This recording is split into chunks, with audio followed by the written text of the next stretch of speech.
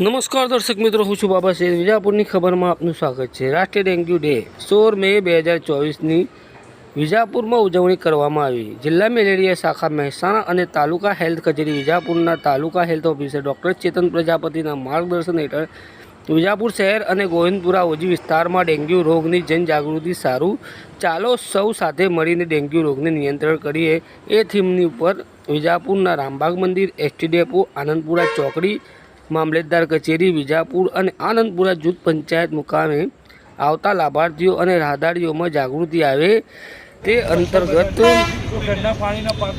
તે સારું ડેન્ગ્યુના banner, placard, પત્રિકા વિતરણ સાથે તાલુકા હેલ્થ સુપરવાઇઝર મુકેશ ચૌહાણ દ્વારા જૂથ ચર્ચા કરી ડેન્ગ્યુ રોગના ચિહ્નો, લક્ષણો, સારવાર, અટકાયત બાબતની માહિતી આપવામાં આવી.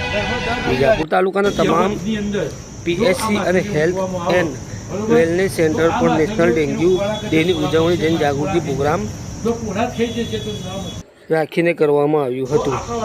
આ સાથે સમાચાર પૂરા થયા. વધુ સમાચાર અપડેટ લઈને ફરીથી હાજર થઈશું. ત્યાં સુધી અમારી ચેનલ વિજાપુરની ખબરને સબસ્ક્રાઈબ કરવાનું ભૂલતા નહીં. ધન્યવાદ.